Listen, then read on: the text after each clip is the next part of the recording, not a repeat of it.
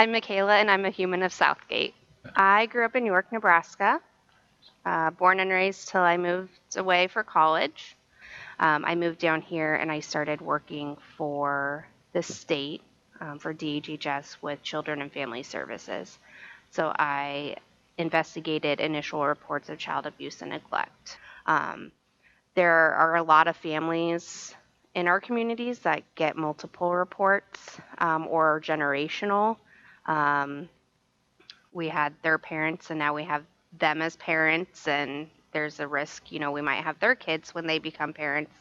And so how do we stop that generational cycle of abuse or neglect and get the community to really wrap around them so they know where to reach out to when they're struggling instead of becoming involved with the department. Just really working on how to better advocate for parents and kids and keep the family unit together in their home, because that's where families strive best. How does your faith come in all that? Gosh, I'm a giver. I care a lot for the families that we work with, and I want to make sure that they're being served the way that they should be served and cared for. And I think I got that a little bit from just growing up in the church, being able to serve others and take care of others the way that they should be taken care of. It's a strain because the world isn't always very kind. And so just trying to make everybody see the kindness that is out there, I guess. When I was 14 years old, I was diagnosed with type 1 diabetes.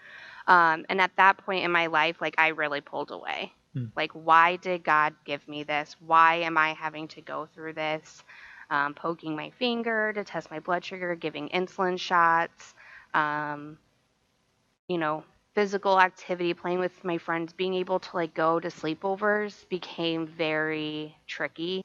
And it wasn't until I was in college and us sitting there and praying and feeling it. And I think more so as an adult, that was probably the first time that I felt what it was like to be a child of Christ. Yeah. When I had Kinley, she was in the NICU for 32 days. And Landon was at home and he was 2, and so I had to split my time.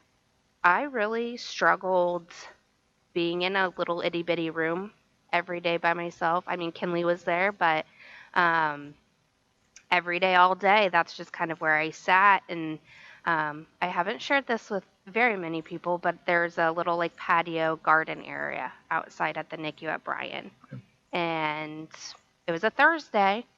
I went out there and I just cried and cried. And again, I was like, why? Why couldn't my body carry her any longer?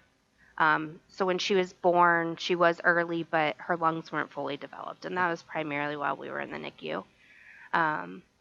But then, of course, once her lungs were developed, we had to make sure she was feeding and all that stuff. So it's quite a process.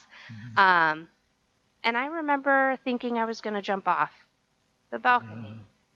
I'm not really sure why, but there was something that, I walked over to it to look, and there was just something that, pulled me back to go sit back down on the bench.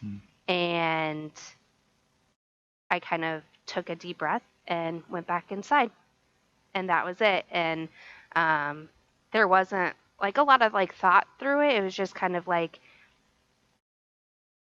when you imagine those pictures of Jesus walking on water, just kind of gravitating, that's kind of how I felt. Wow. That I wasn't necessarily the one doing it, but something was just carrying me around. Right. That was probably the most recent kind of time that I felt touched and kind of given that sense of purpose of being here again, and that my time's not done.